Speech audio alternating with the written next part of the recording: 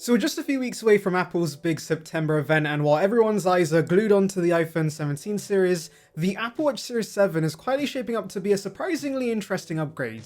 Last year got display improvements with the Series 10, bigger screens, slimmer bezels, a more refined chassis, but this year, Apple seems to be focusing on what's under the hood. We're talking performance, health tracking, and some smart watchOS 26 features that could genuinely change how you use your Apple Watch day to day. It's not a revolutionary upgrade, but it's also nothing minor. In this video, I'll walk you through all the major leaks, rumors, and little hints we've picked up on so far. And if you're into staying ahead of the curve on all things Apple, make sure you hit that subscribe button. We're trying to hit 20,000 subscribers right now, and I'll be covering everything from the Series 11 to the Ultra 3, and yes, even the inevitable 2030 Apple Watch with a built-in espresso machine.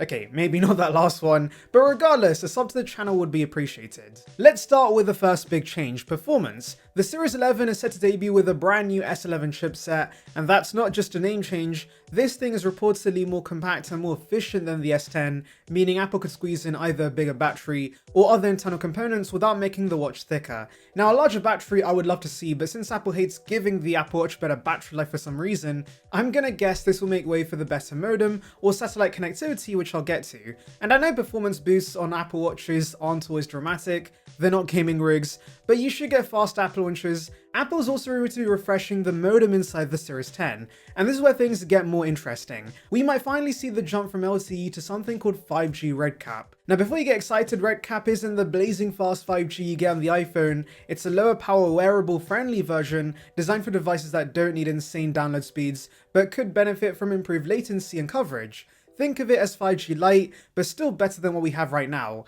It should make tasks like sending messages, updating fitness data, or downloading playlists on the go feel quicker and more reliable. And talking about messages, let's talk about satellite connectivity. Satellite support has been available on iPhones for a couple of years now, originally for emergency SOS, and then expanding to standard text messages in iOS 18.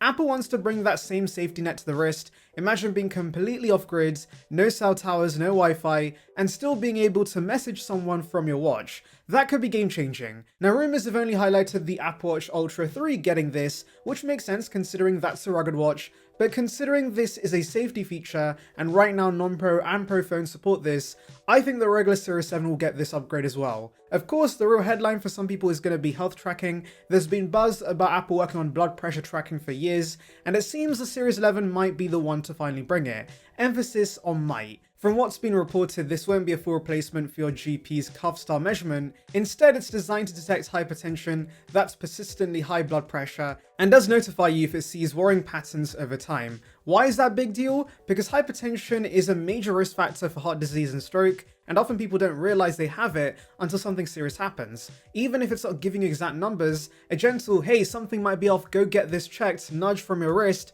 could actually be a lifesaver. Apple's already had success with features like atrial fibrillation detection, where the watch picks up irregular heart rhythms, and this is very much in the same early warning category. Now let's talk about software. The Series 11 is going to ship with watchOS 26 out of the box, which Apple is already beta testing, and this update is quietly loaded with some quality of life changes.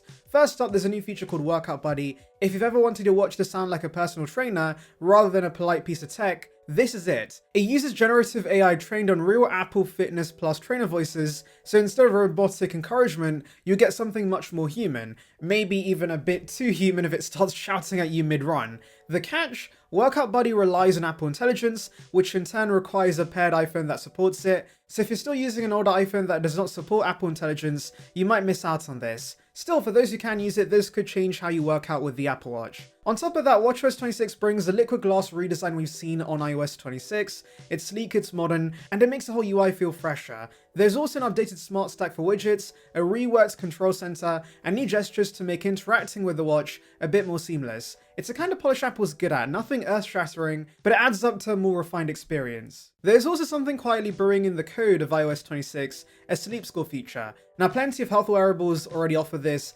Fitbit, Garmin, Aura, but Apple hasn't offered this until now. The idea is, instead of just showing you how long you've slept, and breaking it down into REM, core, and deep stages, it will actually give you a score predicting how well you function that day based on your rest. It could pull in other metrics as well, like heart rate variability and blood oxygen levels, to give you a more holistic view of your recovery. Interestingly, there's no sign of this in the public watchOS 26 beta yet, which does suggest it could be a Series 11 exclusive at launch. That wouldn't surprise me, considering Apple loves to keep certain features tied to new hardware to drive upgrades. Now, I know 2025 is technically the Apple Watch's 10th anniversary. Yes, the Apple Watch was announced in 2024, but it was released to the public in early 2025. When the original launched back in 2015, it was pitched as a fashion accessory as much as a piece of tech. Remember the gold edition model that cost as much as a car? Over the years, it's shifted firmly into health and fitness, but you might be wondering, will they do anything special to commemorate this milestone?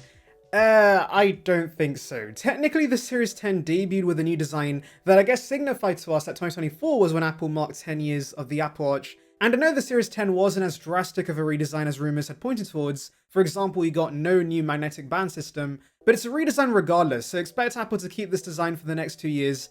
Apple tends to redesign the watch once every 3 years. Now, looking at the bigger picture, the Series 11 feels like a refinement year rather than a revolution. Apple seems to be focusing on performance, connectivity, and health alerts rather than dramatic design overhauls, and that actually makes sense. The wearable market is maturing, people don't upgrade their watch every year, so Apple needs to add features that feel genuinely useful, not just flashy. A more efficient chipset, better network speeds, smart health monitoring, those are the kind of upgrades that can keep you using your watch more often for more activities. It also lines up with Apple's broader strategy of deepening integration across devices. Features like Workout Buddy lead into the iPhone's AI capabilities, sleep scoring could tie into iOS health recommendations, even 5G RedCap support could make the watch feel more independent when you're out without your phone. Of course, the big unknown is pricing. Apple hasn't hinted at changes yet, but with the rise in component costs and inflation, a small bump wouldn't be too shocking.